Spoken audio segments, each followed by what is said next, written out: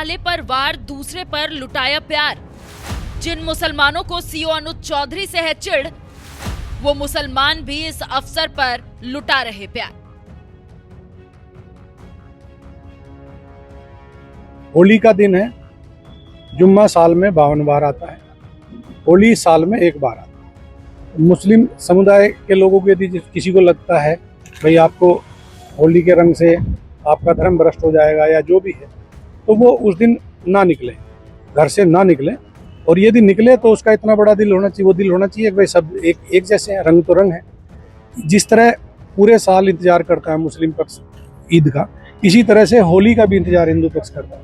पहले मुसलमानों को दी नसीहत, रंग से ज्यादा परेशानी है तो घर में रहे मुसलमान। इसमें कैपेसिटी और रंग हिलने, जिसका बड़ा मन हो वो बाहर निकले, नहीं तो अनावश्यक कोई भी आदमी बाहर न निकले, अपने बच्चों के साथ रहे, अपने घर में नमाज पढ़े। क्यों घर में भी तो पढ़ते हैं, कोरोना टाइम में घर में नहीं पढ़ी, सबने पढ़ी है। और जब मूर्ति में भगवान नहीं है तो घर में भी तो मूर्ति थोड़ा ही है, घर में भी तो नमाज पढ़ सकते हो। जब सब जगह भगवान और अल्लाह सब जगह है। फिर मूर्ति पूजा के विरोधी मुसलमानों को घर में नमाज पढ़ने की दी नसीहत।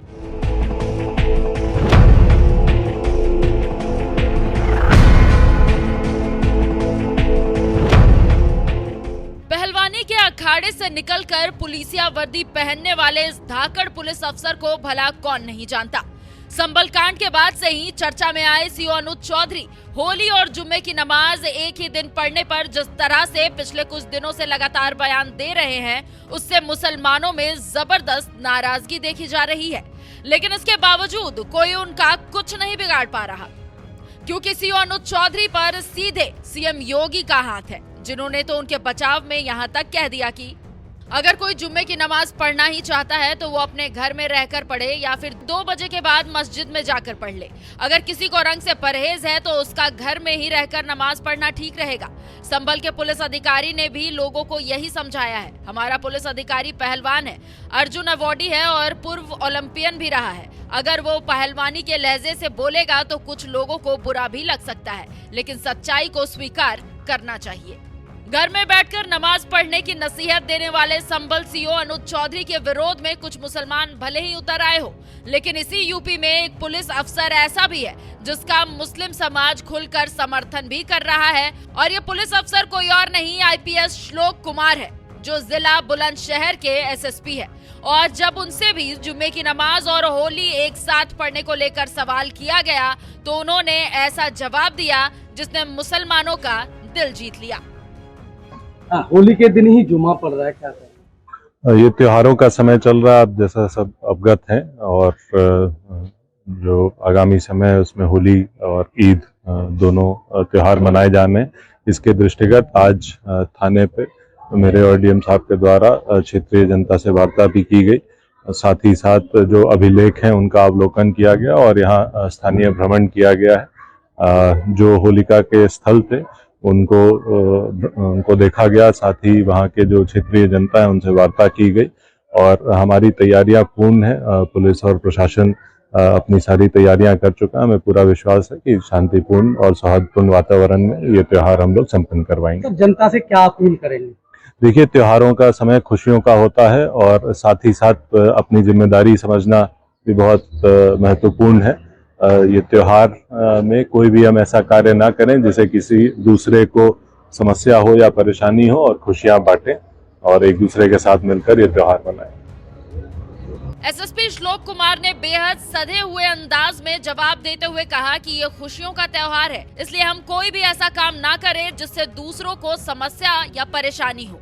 एसएसपी श्लोक कुमार ने इसी अंदाज में मुस्लिमों का दिल जीत लिया। पत्रकार आस मोहम्मद कैफ ने उनका बयान शेयर करते हुए सोशल मीडिया पर लिखा, फर्क तो होता है एक काबिल आईपीएस और एक स्पोर्ट्स कोटे से भर्ती हुए पहलवान में।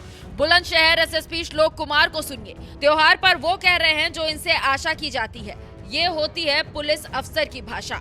एक और पत्रकार कवीश अजीज ने भी एसएसपी श्लोक कुमार के बयान को शेयर किया और लिखा, एक जिम्मेदार पुलिस ऑफिसर को किस तरह बयान देना चाहिए वो बुलंदशहर एसएसपी श्लोक कुमार की बात सुनकर समझिए। बाकी सत्ताधारियों को खुश करने के लिए संबल सीओ अनुज चौधरी को आपने सुना ही होगा। फिरोज नाइक मिर्जा नाम के एक सोशल मीडिया यूजर ने लिखा, एक जिम्मेदार पुलिस ऑफिसर को किस तरह बयान देना चाहिए, ये बुलंदशहर एसएसपी श्लोक कुमार से सत्ताधारियों को खुश करने वाले संबल सीओ अनुज चौधरी को सीखना चाहिए। मोहम्मद आयान नाम के एक यूजर ने लिखा, फर्क तो होता है एक काबिल आईपीएस और एक स्पोर्ट्स कोटे से भर्ती हुए पहलवान में। बुलंदशहर के एसएसपी श्लोक कुमार त्योहारों के दौरान सुरक्षा, सद्भाव और समावेशिता सुनिश्चित करते हुए एक सच्चे अधिकारी की तरह बोलते हैं। उनके शब्द कानून प्रवर्तन के कर्तव्य को दर्शाती है। अशरफ हुसैन नाम के एक और शख्स ने लिखा, बुलंदशहर एसएसपी श्लोक कुमार को सुनिए, त्योहारों पर एक पुलिस अफसर की वाणी कैसी होनी चाहिए आप इस वीडियो को देखकर समझ पाएंगे।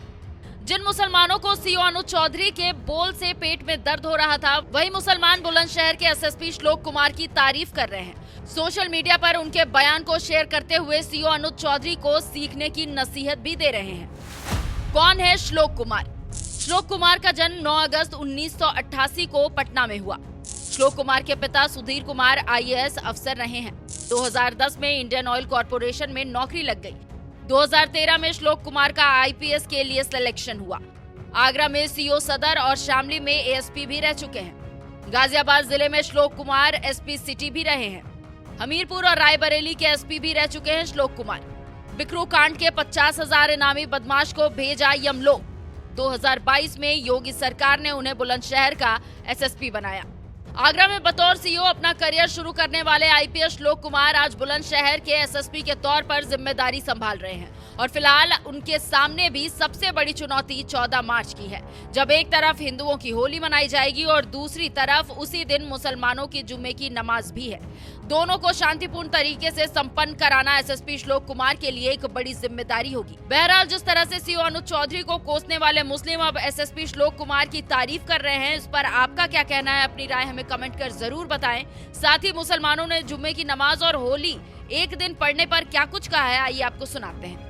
रमजान का मुबारक और मुतबर्रक महीना चल रहा है और ये पूरा महीना हर मुसलमान पूरी तरीके से इबादत में गुजारता है और हर रोज़ेदार की ये कोशिश होती है कि उसकी ज़ात से किसी को कोई तकलीफ़ ना हो और उसकी इबादत में भी कोई खलल वाक़ ना हो।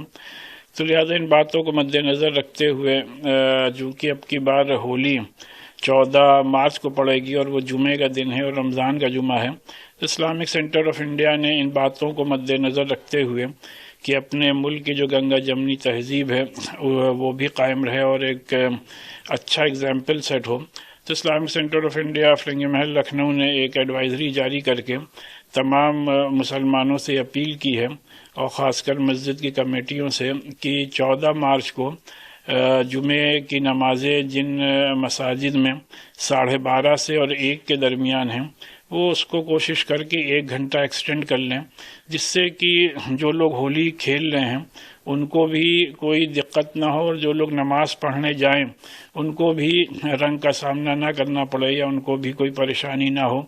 और इसी तरीके से ये भी इस एडवाइजरी में कहा गया है कि चूँकि वो छुट्टी का दिन है तो ज़्यादातर लोग सब अपने घरों ही पर होंगे, तो तमाम मुसलमान इस बात को भी यकीनी बनाएं कि अपने घर के करीब की मस्जिद में ही नमाज जुमा अदा कर लें और दूर दराज इलाक़ों में ना जाएं।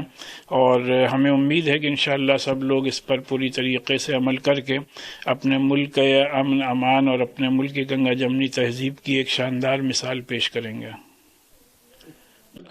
देखिए, देश का सौहार्द बनाने के लिए, देश में भाईचारा और एकता बनाने के लिए मैं ऑल इंडिया इमाम एसोसिएशन की तरफ से एक अपील करना चाहता हूं पूरे हिंदुस्तान में और खास तौर से उन जगहों पर जहां हिंदू भाइयों की कसरत ज्यादा है कि जुमा की नमाज को अगर हम थोड़ा डिले कर लें तो उसमें ऐसा नहीं है कि हमारी नमाज नहीं होगी, नमाज में कोई फर्क पड़ेगा। तो हम जो नमाजें 1 बजे होती हैं उनको हम 2:30 बजे कर लें ताकि होली संपन्न हो जाए इत्मीनान के साथ में। कुछ फसादी जहन के लोग हो सकते हैं इधर भी और उधर भी नमाज को लेकर, होली को लेकर दंगा करना चाहते हों, उनसे बचने के लिए ये एक बेहतरीन रास्ता है कि होली संपन्न हो जाए फिर हम अपनी नमाज कर लें। और इसमें ऐसा भी नहीं कि नमाज में कोई फर्क आएगा। तो तमाम इमामों से मैं ये अपील करना चाहता हूं कि नमाज को थोड़ा डिले कर लें ताकि भाईचारा बना रहे, मोहब्बत बनी रहे, क्योंकि अपना तो पैगाम मोहब्बत है जहां तक पहुंचे। ठीक है सर। मुसलमान सब्र से काम लें और होली के दिन अपने घरों से 3-4 घंटा न निकलें। अगर कहीं बहुत ज्यादा जरूरी है निकलना तो निकलने में एहतियात बरतें। और मैं तमाम हिंदू भाइयों से भी यही अपील करूंगा कि वो होली के दिन इस बात का खास तौर पर ध्यान रखें कि अगर कोई मुसलमान रोजेदार जा रहा है या कोई हिजाब पहनी हुई महिला जा रही है तो उस पर रंग न डालें। अपने बच्चों को भी इस बात की हिदायत कर दें ताकि वो भी इस बात का एहतियात रखें। और साथ साथ मैं ये भी कहूंगा कि तमाम उलमा की मीटिंग में ये फैसला ले लिया गया है कि उस दिन होली के दिन जुमा है तो जुमे की नमाज वो इलाके जिन इलाकों में मिली जुली आबादी है तो मिली जुली आबादी वाले इलाकों में जो मस्जिदें हैं वहां का नमाज का टाइम 2:30 बजे कर लें। और वो इलाके जो मुस्लिम अक्सरियती हैं वहां पर इट रखें, वहां पर नमाज का वक्त तब्दील करने की जरूरत नहीं है। इसलिए जो माहौल है, हालात हैं, इसके पेश नजर बहुत जरूरी है कि एक दूसरे के त्योहारों का लोग सम्मान करें और एहतराम करें। देखिए, रंग एक पानी के अंदर मिला देने वाला एक कलर है और उस कलर से क्या, कलर का कोई मजहब नहीं है, ना उसका कोई दीन है। और अगर उसको मिला करके किसी के ऊपर अगर डाल दिया जाए तो वो कपड़ा नापाक भी नहीं होता है। तो होली के दिन मुसलमानों को एहतियात रखना चाहिए। 3 से 4 घंटा रोडों पर, गलियों में, इधर उधर चौराहों पर न निकलें, न जाएं, अपने घरों में रहें। यही सबसे एहतियात की जरूरत है। और जो लोग डाल देते हैं वो कोई मजाक में डाल देता है, ये कोई बच्चा डाल देता है। खुद हिंदू भाई भी इस बात का एहतराम करते हैं। अगर कोई मजहबी आदमी जा रहा है या कोई महिला जा रही है तो उस पर वो एहतियात करते हैं। फिर भी मैं ये कहूंगा हिंदू हजरात से कि वो अपने बच्चों को समझाएं कि कोई रोजादार या कोई मुसलमान या कोई बुर्का पोश औरत जा रही है तो उस पर रंग न डालें।